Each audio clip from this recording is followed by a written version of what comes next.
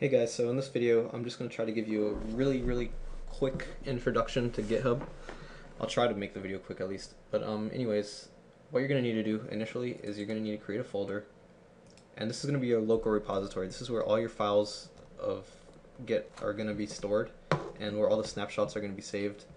And later on we're going to upload this to GitHub, and I'm just going to show you how to do that, and it's really simple. So we're just going to name the folder my test repo. Then on GitHub we're going to need to go and we're going to need to create a new repository, and I'm going to name it my test repo, just the same thing, and add a description. This is a test. If you want to do it private, you're going to need to pay, I think. Yeah, otherwise it's just public. And all you need to do is create, and what you get here is the URL to your repository, and this is going to be the location where you're going to send the files. So here we go, here's my test repo, and say I wanted to add a file. Let's name it my file. I'm just going to add whatever, blah blah blah. And so here's my my file right here. Now it's still, everything here is local, and you don't even have a local repository in yet. So what we need to do to get that is we're going to need to open git bash, and if you don't have it, when you make a GitHub account, it links you to it, or you could just Google it, git, and you're going to open git bash, and you're gonna need a CD to the location of your where you want your repository to be. So I'm going to CD to documents/github/my test repo. And so now I'm in here. We need to do a git init, and what that does is it creates hidden files that Git will use, and you can't really see it right now, but I don't know why it's hidden. You could see it, hidden Git files. And now so now you have a repository. You have like a bare bones repository, but it's not connected to GitHub at all, and you don't have any snapshots of anything. So in order to create these snapshots, what you need to do is a git add, and you could just do myfile.txt, or you could do a dot, and dot would add all the files in the current folder you're in. So that's what I always use. I don't see why else you would, why you wouldn't use it. But after you do a git add, then you need to do a git commit,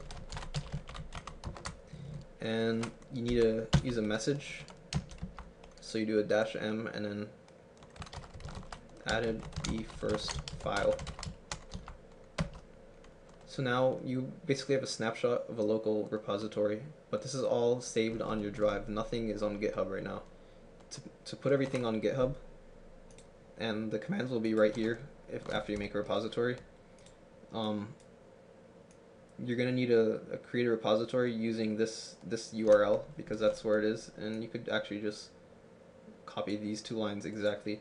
You're not going to need to use them again, but for this repository. But in order to paste some bash, you just do insert. Just press the insert button on your keyboard. Git remote add origin. And so what this does is it creates a new remote.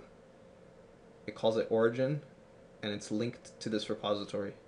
Now when you do a git push, what you're going to be doing is you're going to be sending the files in the repository directly to GitHub, and it's going to ask for your credentials. So I'm just going to paste that, git push u origin master. So here you can see we're master of this file directory, and git push origin is what we named the remote. And so it's going to ask for my username, password.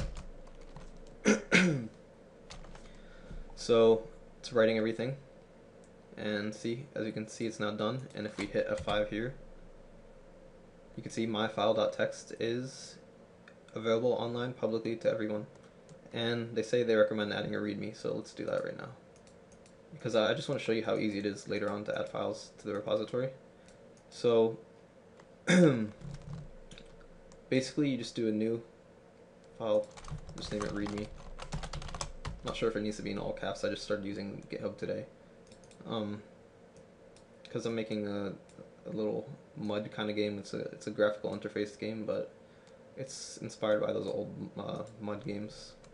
But so just gonna, this is a test. Control S, close. And so now, if you do a ls, we can see we have my file and readme. This is, you don't even have your the readme. It's not even in your local repository yet. And to do that, all we need to do is do a git add readme.txt, or you could do the dot, which I showed you earlier. And then after that, you need to do a git commit message, and then added readme. So now you have the readme added to your local repository. Now we need to push it. All we need to do is just do a git push and wait for the login, and then